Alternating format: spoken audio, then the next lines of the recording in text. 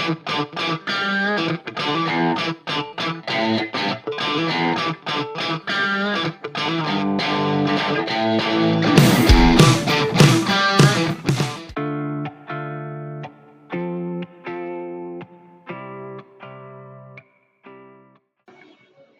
awal cerita, Sari dan Maya sedang menata lilin untuk berdoa.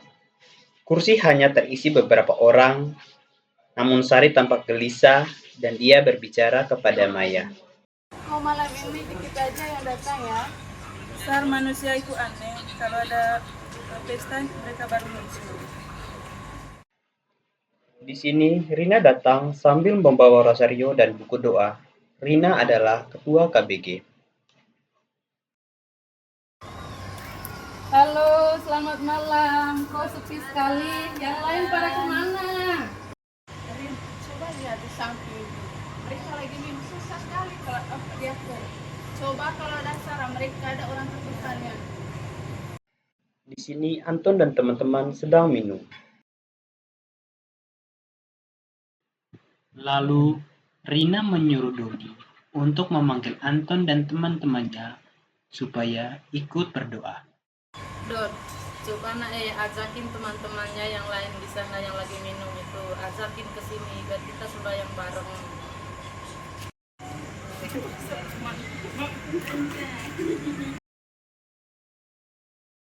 Ayo kita doa bersama yuk. Apa sih? Tiap hari doa mulu. Lagian doanya yang sama terus.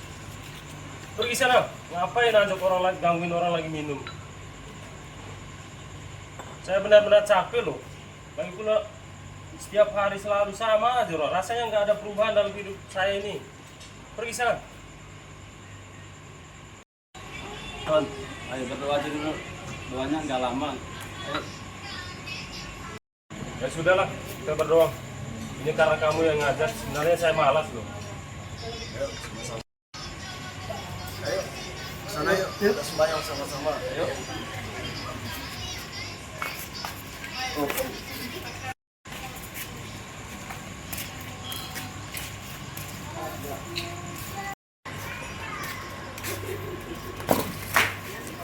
Bukan dari tadi. Saya kan udah bilang, berdoa itu nggak ada gunanya. Aduh.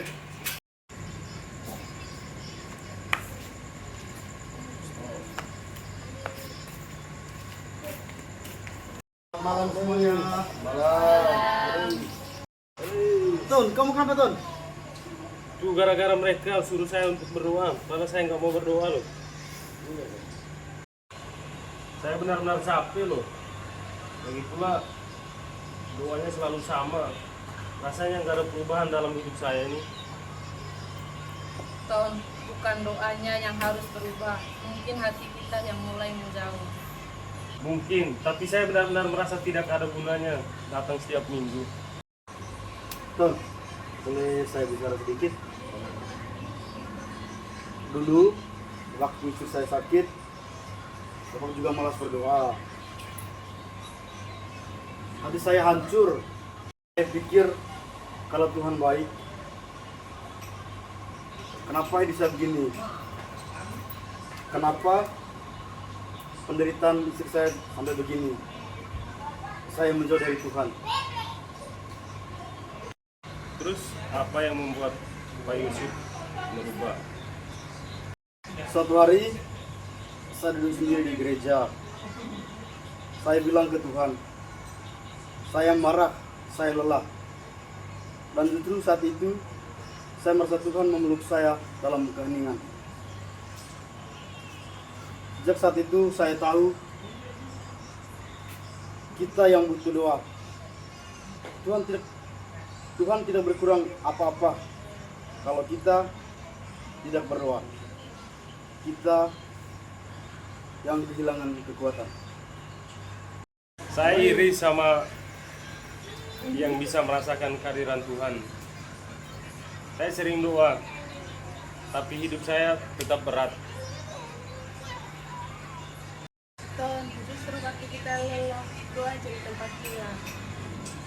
Dengan kehadiran Tuhan, lelah itu akan hilang dengan sendiri. Jangan bandingkan hidup kamu dengan hidup orang lain. Tuhan bekerja berbeda di setiap orang. Saya juga sama. Saya sering malas. Tapi kalau dipikir-pikir, waktu saya jauh dari doa, hidup saya justru kacau.